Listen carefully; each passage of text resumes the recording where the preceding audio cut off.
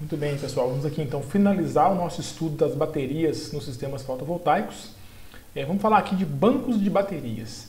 É muito improvável que você consiga comprar uma bateria apenas que tenha a capacidade total que o seu sistema precise.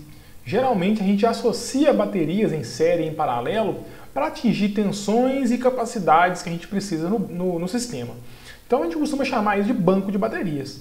O banco de baterias são as baterias que o seu sistema utiliza. E aí o que pode acontecer? Você pode colocar baterias em série, em paralelo e em série e paralelo ao mesmo tempo. Quando você liga as baterias em série, as tensões se somam e a corrente do sistema permanece a mesma. Quando você coloca baterias em paralelo, as tensões são as mesmas e as correntes se somam. E também tem a possibilidade de você usar baterias em série e em paralelo ao mesmo tempo. Seria você colocar, por exemplo, igual na imagem daqui, tem 3 baterias em série, 2 conjuntos de 3 baterias em série, e esses 2 conjuntos estão ligados em paralelo. Geralmente a gente usa baterias em série, pessoal. Os fabricantes até não costumam indicar ligar baterias em paralelo e às vezes costumam limitar esse paralelismo, vamos dizer assim. Coloca 2 conjuntos em paralelo apenas e tudo. Por que isso? O sistema, nós vamos perceber na hora de fazer o dimensionamento que por a tensão ser muito baixa de uma bateria só, por exemplo 12 volts, qualquer carga que você coloca ali, as correntes sobem muito. Se você pensar 120 watts, que é uma carga básica, assim, não alimenta nem uma televisão, numa bateria de 12 volts já equivaleria a uma corrente de 10 amperes, que é uma corrente alta para uma bateria fornecer. Já vai reduzir a capacidade dela. Então, geralmente os sistemas são lógico que isso depende da potência também, pessoal, mas geralmente os sistemas são de 24 volts. E aí 24 volts já reduz um pouco essa corrente. Então, para conseguir 24 volts, você tem que associar baterias em série, porque a grande maioria das baterias vão ser de 12 volts. Então, quase sempre é necessário associar baterias em série. Quase sempre, para poder aumentar a tensão para o nível que você quer no seu sistema. E já baterias em paralelo, já é para aumentar só a capacidade, sem aumentar a tensão. Então, sempre lembrar, aumentou a quantidade de baterias, a capacidade do sistema vai crescendo. Só que só aumenta a tensão quando você coloca elas em série. Quando coloca em paralelo, não.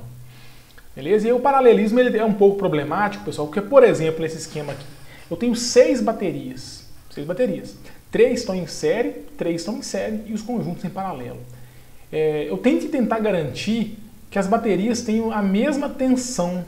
Então tem uns processos que a gente faz de manutenção aqui para tentar equalizar as tensões das baterias, porque com o tempo elas podem se degradar de uma forma diferente e uma vai com a tensão um pouco maior que a outra e tudo. E isso não é legal, porque pode ter circulação de corrente entre elas.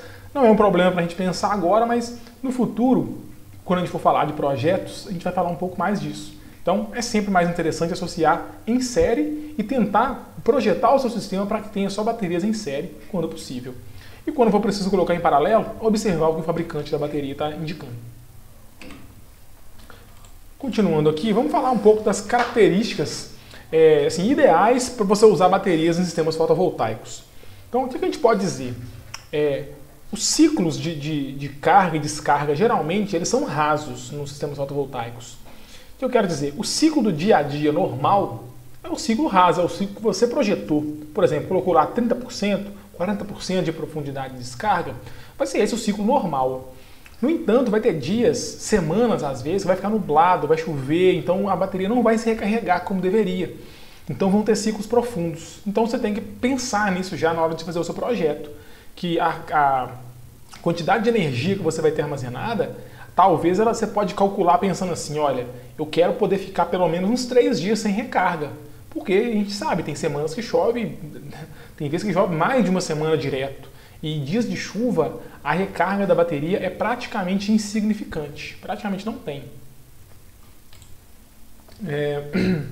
Outras características que a gente tem que observar para ter um bom desempenho no sistema fotovoltaico isolado. Tentar colocar uma vida útil alta para nossas baterias, para tentar evitar a reposição delas. Tentar criar um sistema, projetar um sistema que não dependa de manutenção.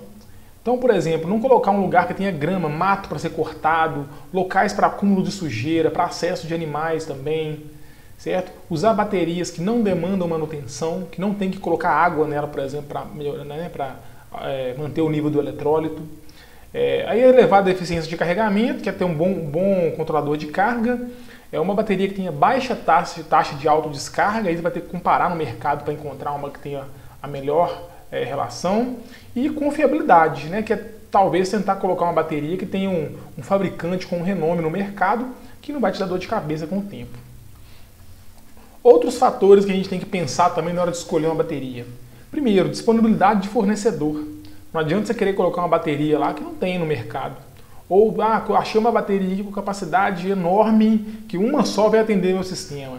Se não tiver ela no mercado, não adianta, né? Ou se você não conseguir transportar ela também, ela é grande demais, pesada demais, é difícil de transportar, né? Ver se o fabricante te dá garantias, né? Quanto tempo de garantia que o fabricante vai te dar, isso é importante também, porque é uma questão assim, a confiabilidade do sistema é muito importante, então você tem que ter uma garantia que seu sistema vai funcionar pelo menos, sei lá, 1 ano ou 2 aí com garantia do fabricante. E pensar também nessa relação que eu expliquei para vocês. O que é melhor? Colocar muitas baterias com ciclo mais raso e trocar elas depois de 3, 4 anos? Ou colocar menos baterias com ciclos mais profundos de uso, né, com profundidades de descarga mais profundas, e substituir elas num período menor, por exemplo, 1 ano, 1 ano e meio. Tem que fazer essa conta aí para encontrar a melhor relação. E por fim aqui, outra questão que a gente tem que pensar é a necessidade de manutenção durante o armazenamento. Sempre importante você pensar nisso, porque geralmente o usuário, dependendo se for uma casa, pelo menos vai ter o dono ali, o dono da casa que mora lá, pode fazer alguma manutenção, mas se for um sistema que opera sozinho, tipo uma rede de telecomunicações, por exemplo, não vai ter ninguém para dar manutenção. Então é interessante que a manutenção seja 0 ou próxima de 0. Tem que pensar no peso, que você vai ter que criar uma estrutura para sustentar essa bateria. Ela não pode ficar no chão. Então você tem que criar um armário e tudo. Então quanto menos peso for concentrado, melhor.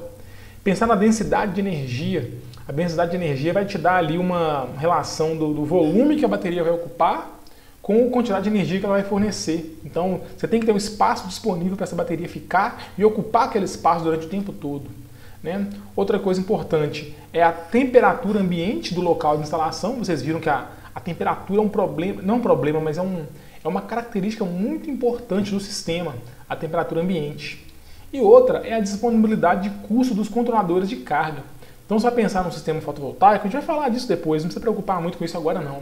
Mas tem que pensar, essa corrente que eu estou escolhendo aqui para o meu sistema, essa tensão, eu vou encontrar um controlador de carga que opera nessa faixa aqui para me atender? Então, sempre bom prestar atenção nisso também. Então, essa videoaula vai ficando por aqui. Aí esse conteúdo dessa semana já acabou, mas vai ter alguns vídeos no YouTube também com vídeos de terceiros indicando principalmente questões de funcionamento das baterias. E aí na próxima semana a gente vai trabalhar os controladores de carga. Então, até lá!